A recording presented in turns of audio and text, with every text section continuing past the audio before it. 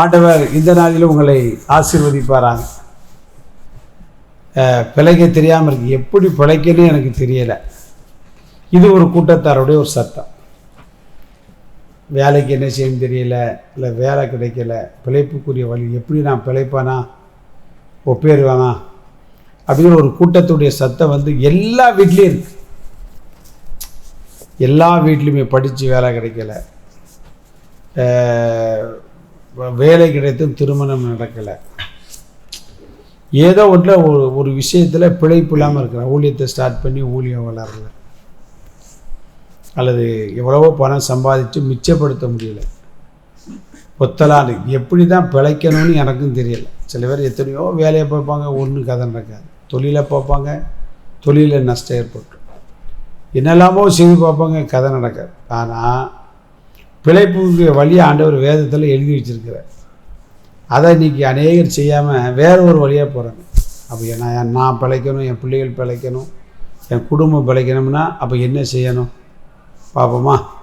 Amos தீர்க்கதரிசன புஸ்தகம் 5ஆம் அதிகாரம் 4ஆம் வசனத்தை வாசிக்க. கர்த்தர் இஸ்ரவேல் வம்சத்தாருக்கு சொல்லுகிறது என்னவென்றால், என்னை தேடுங்கள், அப்பொழுது பிழைப்பீர்கள். அவ்வளோதான். நாம் பிழைக்கணும் அப்படின்னா, நாம் பிழைக்கணும்னா எந்த விதத்தில்னாலும் சரி, தப்பி பிழைச்சாலும் சரி, இல்லை வாழ்க்கை பிழைப்பாக இருந்தாலும் சரி, குடும்பத்தில் இருந்தாலும் சரி, சபையில் எதுவாக இருந்தாலும் நம்ம நல்லா வாழணும். பிழைப்புன்னு என்னது?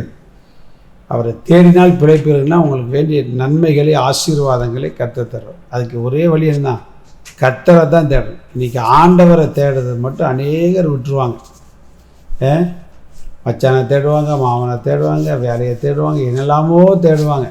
முதல்ல கர்த்தரை தேடும். அதை தான் இயேசு சொன்னார் மத்தேயு 6:33, முதலாவது தேவனுடைய ராஜ்யத்தை அப்படி நீதியும் தேடுங்கள், அப்பொழுது இவைகள் எல்லாம் உங்களுக்கு கொடுக்கப்படும்.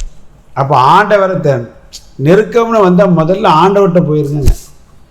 இந்த அனுதின கர்மத்தை நிச்சயம் கேட்டுக்கூட அருமையான தேவனுடைய பிள்ளையே, எப்படி நான் பிழைக்க போகிறேன்னு எனக்கே தெரியல. உனக்கு தெரிய வேண்டாம்.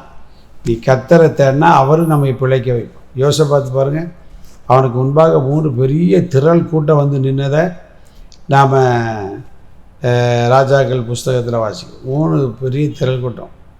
என்னால் முடியாதியான என்ன செய்யனே தெரியல, ஆனால் நீர் தான் என்ன செய்யணும், நாங்கள் உண்மை தான் நம்பியிருக்கிறோம், உண்மை தான் நோக்கி பார்க்குறோம், வேறு வழி தெரியலை அப்படின்னு அவன் புலம்புகிறதை பார்க்கும். என்ன செய்தாங்கன்னா, நேராக தேசமும் உபவாசத்தை கூறுனா, ஜோம் பண்ணா, கர்த்தரை தேடுனா, 3 பேரும் ஒருத்தர் வெட்டினா செத்தான். இவன் என்ன செய்தான்? நல்லா உட்காந்து அவைகளை கொள்ளையடித்து திரும்பினதை தான் பார்க்கும். கர்த்தரை தேடினதினால் யோசபாத் அன்றைக்கு பிழைத்தான். சிம்சோனை குறித்து நியாயாதிபதி புஸ்தகத்தில் பார்த்தீங்க அப்படின்னா, கழுதை தாடைகள் பிடித்து அடித்து நொறுக்கி எல்லாம் போட்டான். கடைசியில் பார்த்தா தண்ணி தாங்க அவனால் முடியலை. ஆண்டவர் ரோஜ் கூப்பிட்டு, ஐயா இவ்வளோ பெரிய ரட்சிப்பை தந்து நான் சாப்பிட்றேன், தண்ணி தாகத்தினால் சாப்பிட்றேன். லேகி கர்த்தர் திறந்தார். நல்லா திருப்தியாக தண்ணீரை குடித்த மிஷம் தான் பிழைத்தான். நம்ம சாக போகிற நிலமையில் வந்தாலும் சில பேர் சர்ச்சைக்கே போக மாட்டாங்க, பைபிளை தூக்க மாட்டாங்க, ஜெபம் பண்ண மாட்டாங்க. மேலும் மேலும் கர்த்தரை தேடாமல் என்னென்னலாம் செய்யணுமோ அதெல்லாம் செய்வாங்க. ஆண்டவரை தேடினா கண்டிப்பாக உங்களுக்கு பிழைப்பு நிச்சயம் நடக்கும். அதனால் பிழைக்க வழி தெரியலன்னு நினைச்சக்கூடாது, தேவையில்லாமல் கலந்து நினைச்சக்கூடாது, அலையக்கூடாது, தேவையில்லாதவர்களை என்ன செய்யக்கூடாது, தேடி போகக்கூடாது. ஆண்டவர் எரேமியா மூலம் கிட்ட கீழையாத்தில் பிசின் தைலம் இல்லையோ, உன்னை பிழைக்க வைக்கிறவர் இயேசுங்க இருக்கிற, நீ யாரை தேடி போகிறா? யாரையும் தேடி போட்டான். ஆண்டவரை தேடுங்க. இன்றைக்கி இந்த கர்மலத்தை நிகழ்ச்சியை கேட்டு முடித்த உடனே நீங்கள் முழங்கால் பட்டு ஆண்டவரை தேடுங்கள். உங்களையும் உங்கள் பிள்ளைகளையும் குடும்பத்தையும் நிச்சயமாக ஆண்டவர் பிழைப்பார். God bless you.